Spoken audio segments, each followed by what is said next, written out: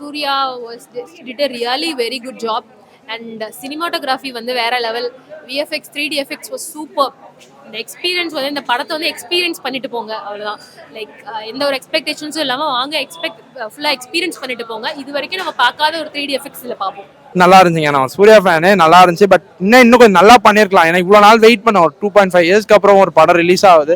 அது இன்னும் கொஞ்சம் ரசிக்கும்படி பண்ணியிருக்கலாமோ அப்படின்னு தோணுது. எனக்கு வந்து இப்போ இந்த ப்ரெசென்ட் எலிமெண்ட் ஒன்று பண்ணியிருந்தாங்க. அந்த ப்ரெசென்ட் எலிமெண்ட் சுத்தமாக பிடிக்கவும்ல. ரீல்ஸில் பண்ண மாதிரி இருந்துச்சு, ரொம்ப கிரிஞ்சியாக இருந்துச்சு அந்த எலிமெண்ட்ஸ். பட் பாஸ்ட்ல பண்ண விதம் ரொம்ப நல்லா இருந்துச்சு. அந்த வார் எலிமெண்ட்ஸ்லாம் நல்லா பண்ணியிருந்தாங்க. படம் வந்து நல்லா அவங்க ட்ரை பண்ணி ஹாலிவுட் ரேஞ்சுக்கு எடுத்திருக்காங்க. ஃப்ளாஷ்பேக் நல்லா தான் இருந்துச்சு.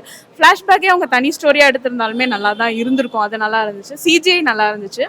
அண்ட் வந்து அந்த ஒரு அவரை ஒரு பெரிய வீரன்னு சொல்ற மாதிரி அதுக்கேற்ற மாதிரி கரெக்டாக தான் இருந்தது. இதெல்லாம் நம்புற மாதிரியா இருக்கு அப்படின்னு சொல்ற மாதிரி இல்லை. ஸோ எல்லாமே நம்புற மாதிரி தான் இருந்தது. ஒரு ஃபைட்டாக இருக்கட்டும் எல்லாமே ஓகே தான் ப்ரோ. ரொம்ப ஆவரேஜ். ஏன்னா கொடுத்த ஐப்புக்கு வர்த்தே இல்லை ப்ரோ. சுத்தமாக அவங்க ஐப் கொடுக்காம இருந்தாலே படம் ஓகேவா இருந்திருக்கும்னு தோணுது. ஏன்னா ஒரு சென்டிமெண்டலான ட்ராமா, அந்த சென்டிமெண்டலான ட்ராமாவுக்கு பதில் ஒரு நல்ல செம்ம பெரிய ஸ்கேலு, விஷுவலாக சரி எல்லாமே சரி. இவங்க எமோஷ்னலாக இல்லாமல் கொஞ்சம் வேற ஏதாவது கனெக்டிவிட்டி கொஞ்சம் வச்சுருந்தா நல்லா இருந்திருக்கும். ஒரு கனெக்ஷனே இல்லாமல் ஒரு கனெக்ஷன் மாதிரி இருக்கும். அது கொஞ்சம் டிசப்பாயிண்ட் ஆயிடுச்சு. இப்போ படம் இந்த வடிவேல் ஒரு படத்தில் சொல்லுவார்ல, உள்ள வச்சு ஊமை குத்துனாங்க, வெளில வரும்போது சொல்லகாம கொல்லிக்காம ஓடணுன்னு. அப்படி ஓரமா வரும்போது நீங்க பிடிச்சிட்டீங்க. சொல்லிக்காம கொல்லிக்காம ஓடிடலான்னு பார்த்தேன். என்ன ப்ரோ, ஏமாத்திக்கிட்டே இருக்காங்க ப்ரோ. ஒரு வாட்டி ஏமாந்து முடியல. நெக்ஸ்ட் சீக்வல்ல வந்து உங்களுக்கு கிளைமேக்ஸ்ல ஒரு இது வச்சிருக்காங்க. ஸோ அது நல்லாவே இருக்கும். கண்டிப்பா நம்ம எக்ஸ்பெக்ட் பண்ணலாம். Part 2 will be very nice. அது கேமியோ இல்ல, மேபி சீக்வலோட மெயின் கேரக்டர் அது அப்படின்னு எனக்கு நினைக்கிறேன். பார்ப்போம் நம்ம நெக்ஸ்ட். சினிமாவில் ஒரு எல்லாருமே கண்டிப்பா வந்து பார்க்கலாம். அது உங்களுக்கு டிசப்பாயிண்ட் ஆகாது. I'll go with the positive. So technically very strong படம். VFX 3D was really good. கண்டிப்பா வந்து பார்த்துட்டு போகலாம். சாங்னு நீங்க பாத்தீங்கன்னா இது ப்ரெசென்ட்ல ஒரு சாங் எதுவும் பெருசா அந்த யோலோ சாங்லாம் பெருசா இம்பாக்ட் பண்ணல. பட் அந்த வார் சீன்ஸ்ல அதுக்கு அவர் ஜெயிச்சுட்டு வந்ததுக்கு அப்புறம் ஒரு பண்றது சாங்லாம் நல்லா இருந்துச்சு. டிஎஸ்பி மியூசிக் உங்களுக்கு தெரியும், எல்லாமே நல்லா இருந்துச்சு. நல்லா பண்ணியிருந்தாங்க. பேக்ரவுண்ட் விஎஃப்எக்ஸ் விஷுவல்ஸ் எல்லாமே ரொம்ப நல்லா பண்ணியிருந்தாங்க. 3D விஷுவல்ஸ் இருந்துச்சுன்னு சொன்னாங்க. பட் 3D விஷுவல்ஸ் வந்து வாரில் மட்டும்தான் அது தெரிஞ்சு வந்துச்சு. நீங்கள் அந்த 2Dலே பார்த்துருக்கலாமோ மீதி இடத்துலலாம். அப்படி இப்போ 2.5 மணி நேரம் படம்னா ஒரு 1.25 மணி நேரம் உங்களுக்கு நார்மலாக 2Dல போகிற மாதிரி தான் இருக்கும். ஒரு அப்பப்போ ஒரு 15 நிமிஷம் உங்களுக்கு 3D விஷுவல்ஸ் நல்லா இருந்துச்சு. எனக்கு என்னன்னா ப்ரெசன்ட் போர்ஷனுக்கும் பாஸ்ட்டுக்கும் வந்து என்ன கனெக்ஷன் இருக்குன்றது தான் ஒரு மிஸ்ட்ரியாக இருந்தது. அது இன்னுமே மிஸ்ட்ரியாக தான் இருக்குது. அது எனக்கு கிடைக்கவே இல்லை. ஸோ அது வந்து பார்ட் 2க்கு அவங்க வச்சுருக்காங்க. அது மாதிரி தான் இருந்தது. சிஜிஐ ஒர்க்லாம் வந்து கீழே அவங்க சிஜிஐன்னு போட்டதுனால தான் இது சிஜிஐனே தெரிஞ்சிச்சு. ஸோ அந்தளவுக்கு நல்லா இருந்தது. மற்றபடி வேற எதுவுமே இல்லை. சென்டிமெண்ட் வந்து அந்த மெயின் கேரக்டருக்கான அந்த சென்டிமெண்ட் அவங்க வச்சிருக்காங்க தான், வைக்கலன்னுலாம் கிடையாது.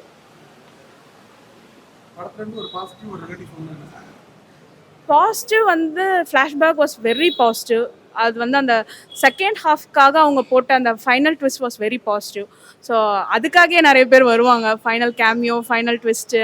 ஸோ இந்த மெயினாக என்ன எஸ்டாப்ளிஷ் பண்ண நினைக்கிறாங்க அப்படிங்கிறதுக்காகவே வருவாங்க. நெகட்டிவ்னா எனக்கு தெரிஞ்சு சில சீன்ஸ் அன்வான்டாக இருந்துச்சு.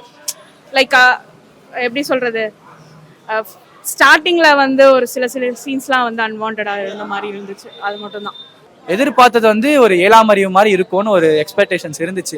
பட் படம் வந்து மாடர்னாக ஒரு சிறுத்தையை வந்துட்டு, சிறுத்தையில் ஒரு பொண்ணு இருக்கும், இல்லை ஒரு பையன் இருக்கும், அந்த மாதிரி தான் மாடர்ன் சிறுத்தை எடுத்த மாதிரி இருந்துச்சு.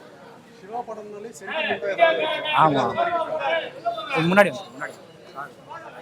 சிவா படம்னாலே சென்டிமெண்டல் தான் ப்ரோ. ஆனால் இந்த படம் நாங்கள் அப்படி இருக்கோன்னு எதிர்பார்க்கவே இல்லை. கொஞ்சம் பெட்டராக இருக்கும்னு எதிர்பார்த்தோம். ஒன்றும் இல்லை ப்ரோ, பெரிய ஹைப் இல்லை. சாங்கு அப்பப்போ கொஞ்சம் வருது ப்ரோ, ஆனால் கொஞ்சம் அது ஃபோர்ஸ்ஃபுல்லாக தான் இருக்கு. ஓகே தான் ப்ரோ. சாங்ஸ்லாம் பெருசாலாம் குறை சொல்ல முடியாது. படம் கதை மட்டும் கொஞ்சம் பெட்டராக பண்ணியிருந்தா நல்லா இருந்திருக்கும். மற்றபடி டைரக்ஷன் வைஸ் எல்லாரும் நல்ல உழைப்பு போட்டிருக்காங்க. ஆனால் படத்தை ஹோல்ட் பண்ணுறது சூர்யா மட்டும்தான் ப்ரோ. மற்ற கேரக்டர் கூட நமக்கு பேர் கூட ஞாபகம் வராது. சூர்யா கேரக்டர் மட்டும்தான் அங்கே நிற்குமே. எல்லாம் படத்தில் ஃபுல்லாக சூர்யா தான் இருப்பார். திஷா பட்டானியா அவங்க எதுக்கு இருக்காங்கன்னே தெரியல ப்ரோ. அவங்கள ஒழுங்காக யூஸ் பண்ணல. யோகி பாபு, ரெட்டின் கிங்ஸ்லி நல்ல மார்க்கெட் உள்ள ஆளுங்க, அவங்களுக்கும் ஒரு நல்ல இம்பார்ட்டன்ஸ் கொடுக்கலையோ எனக்கு ஒரு ஃபீல். ஏன்னா ஒரு காமெடி எலமெண்ட் எதுவுமே கொடுக்கவும் இல்லை, நல்லா இல்லை. அவங்களுக்கு ஒழுங்கா யூஸ் பண்ணியிருக்கலாம். படம் வந்து நிறைய எதிர்பார்த்து வந்தோம். ஏன்னா டீசர் ட்ரெய்லர்லாம் நம்மள வந்து ஒரு மாதிரி இது நல்ல படம் அப்படின்ற மாதிரி ஏமாத்திட்டாங்கடா. அதனால இது நல்ல படம் ஏமாந்து வந்துட்டோம். என்ன சொல்றதுன்னு தெரியல. அது சூர்யா ஃபேன் நானே பயங்கர டிசப்பாயின்மெண்ட். ஏன்னா என்னதான் ஒரு தலைவன் நல்ல நல்ல படமோ இல்லையோ நடிச்சாலுமே அந்த படத்தை வந்து பயங்கரமா சொல்லணும் அப்படின்லாம் சொல்லுவாங்க. பட் இது என்னத்த சொல்றது, எனக்கு படம் பார்க்கும்போதெல்லாம் வேதாளம் வீரம் இதெல்லாம் கண்ணு முன்னாடி வந்துட்டு போகுது. சரி என்னத்த சொல்றது, ஏன் ஐயோ நான் உனக்கு ஏதாவது துரோகம் பண்ணனா என்ன கேட்டேன் நான் உங்ககிட்ட? பாகுபலி மாதிரி கூட கேட்கல. நீ பாகுபலி எடுக்க வேணாம், அட்லீஸ்ட் பாகுபலியாவது திருப்பி எடுத்து வச்சிருக்கலாம். ஒன்றும் இல்லை ப்ரோ, ஆஸ் யூஸ்வல் சிவாவோட அந்த சென்டிமெண்ட் வந்து ஏன் தான் விட மாட்டுறாருன்னு தெரியல.